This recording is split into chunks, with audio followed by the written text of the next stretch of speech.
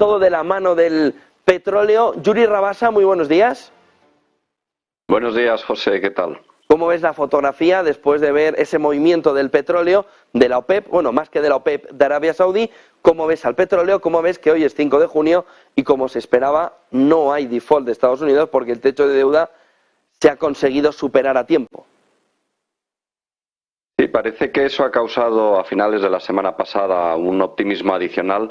Ya venía comentando en semanas anteriores que percibía cierto sesgo alcista en el mercado, ganas de encontrar argumentos para realizar movimientos alcistas. Ahora mismo estoy compartiendo el crudo y efectivamente tras ese anuncio de Arabia Saudí, ese movimiento alcista brusco que ha realizado, me voy a acercar un poquito más para que se vea mejor, que ha realizado el crudo, pero que luego en poco rato ha comenzado a cerrarse ese gap que se ha generado y por el momento no ha tenido, en el corto plazo, de momento no ha tenido grandes consecuencias, ¿no? Sigue el crudo en torno a los 73 dólares y más bien con tendencia a mantenerse dentro del rango anterior en el que estaba, ¿no? Veremos si hay más movimientos por parte de la OPEP en próximas semanas o por el resto de países, pero por el momento parece que el mercado más bien quiere descontar el precio del crudo en torno a ese nivel de equilibrio que estaría en torno a los 71 dólares el barril, ¿no?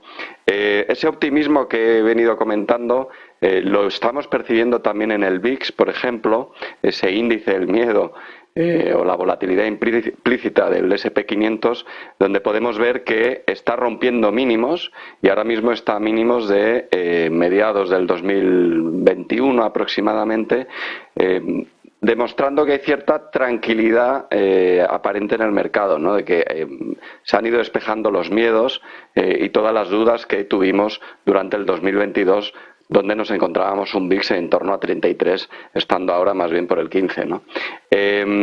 ¿Cómo se refleja eso en los índices? Bueno, pues ya hemos visto que el viernes ha realizado el SP500 un movimiento de ruptura de un nivel clave, un movimiento alcista que podría iniciar una tendencia alcista en el SP500, esa tendencia alcista que veníamos esperando después de que el Nasdaq ya llevara semanas en un movimiento fuertemente alcista y con cierta tendencia parabólica, ¿no? Que en mi opinión en algún momento va a tener que corregir porque está excesivamente sobrecomprado, ¿no? El Russell parece que está queriendo acompañar al SP500 mucho más retrasado que los otros dos índices después de todo este movimiento de acumulación en un nivel más bajo, pero me andaría con cuidado con ese movimiento de ruptura del Russell porque todavía podría ser una trampa, un falso breakout que debemos vigilar, ¿no? Posiblemente quiera realizar un intento de retornar al rango anterior. Bolsa europea, pues estamos viendo ese DAX que también va a intentar un nuevo ataque a máximos, ese máximo que alcanzó hacia el 19 de mayo, hace un par de semanas aproximadamente. Pues probablemente sea su próxima parada en pocos días y es un nivel pues de cierta importancia que si lo rompiese pues generaría bastante optimismo, ¿no? Pero en todo caso la tendencia alcista en el DAX comenzó hace tiempo y sigue vigente. El FTSE en un estado mucho más correctivo, más difícil de predecir sus movimientos, con vueltas en V muy bruscas que lo están haciendo muy difícil de analizar y de predecir y no en vano pues el Reino Unido está enfrentándose a condiciones económicas mucho más complejas incluso después del Brexit que el resto de economías occidentales, ¿no? IBEX 35, un cierto estado de equilibrio, pero con cierta tendencia a querer volver a atacar ese 9.500 y pico que ya ha atacado en dos ocasiones y que probablemente vuelva a atacar en los próximos días, ¿no?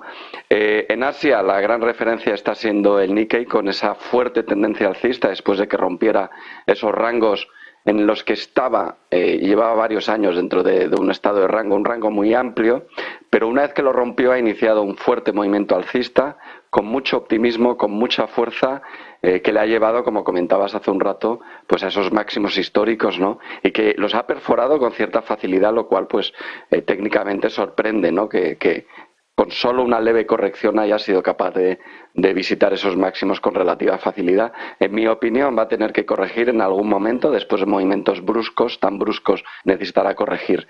China, cierta tendencia bajista después de que perdiera esa parte baja del rango, y de momento pues vemos una tendencia bajista de corto plazo que iremos siguiendo. Forex, vemos que el dólar sigue en torno a ese nivel de equilibrio. Estamos viendo el dólar index en torno a 103, es el nivel de equilibrio en torno al cual se está enroscando, y el mismo movimiento pero a la inversa el euro dólar, donde podríamos definir ese nivel de equilibrio en torno al 1,08.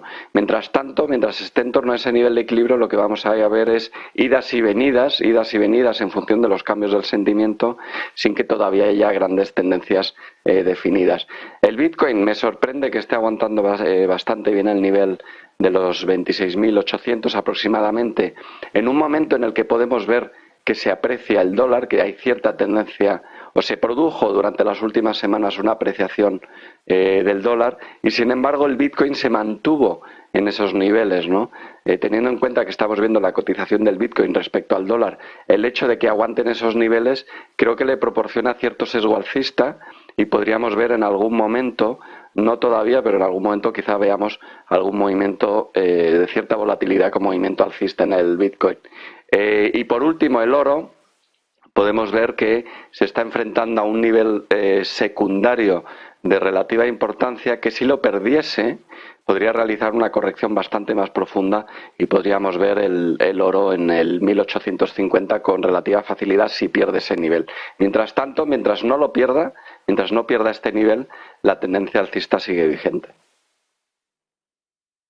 Pues muchísimas gracias por toda esa fotografía. Solo un detalle más, Yuri. Dice Morgan Stanley en una nota esta mañana que ve el escenario base ya no entre 1.500, sino entre 1.700. ¿Ves que también esa parte baja, en el caso de que venga un canal bajista, ha subido después del movimiento de estabilización al entorno del 4.200? Y dice también Morgan Stanley, ve arriba el SP500 hacia 4.700 y no 4.500 si de verdad nos metiéramos en un tubo alcista. ¿Cómo ves esas dos fotografías? Sí, te estuve siguiendo cuando lo mostraste esta mañana, y realmente son márgenes demasiado amplios, ¿no? Son horquillas muy poco precisas. Desde luego, a ver, lo que va a ocurrir a un año no nos lo puede indicar ni el análisis fundamental ni el técnico. No son más que márgenes para tener una cierta referencia. Ahora mismo, por análisis técnico, la probabilidad más alta es que nos encontremos un movimiento alcista en el SP500 y que todo lo que ha venido sucediendo, toda esta subida brusca de tipos de interés, esté siendo ya descontada. Muchísimas gracias, Yuri Rabasa. Buen día y buen negocio. Buen día y buen negocio, gracias a vosotros. 9:44 de la mañana, en el día en el que